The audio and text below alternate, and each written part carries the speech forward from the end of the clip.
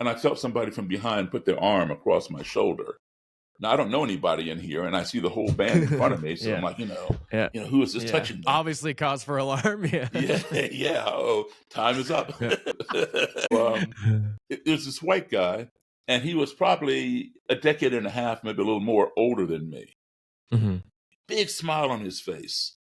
And he says, "Man, I sure love your all's music." I said, "Thank you." I shook his hand. And he points at the stage and says, "I've seen this here band before, but I ain't never seen you before. Where'd you come from?" And I explained, "Well, I just joined the band, but yes, they've played here before.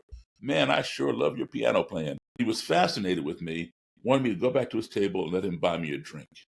He paid the waitress, took his glass, and he clinked my glass and cheered me. And then he says, "This is the first time I ever sat down and had a drink with a black man." And now I'm like, what on earth?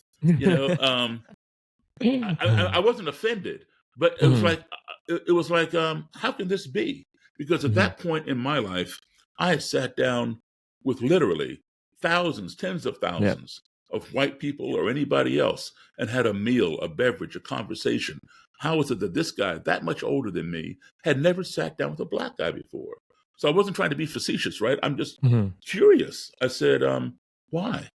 He didn't answer me. He looked at the table, and I asked him again, and his buddy elbowed him and said, tell him. And I said, "Tell me," because now he's got me all, mystified. And I said, "What's going on?" And he said, "I'm a member of the Ku Klux Klan." And I just burst out laughing at him because I knew a lot about the Klan. And they don't just come up and put their arm around some black guy and want to buy him a drink and hang out. So, this guy's pulling my leg. So I'm laughing, going along with the joke.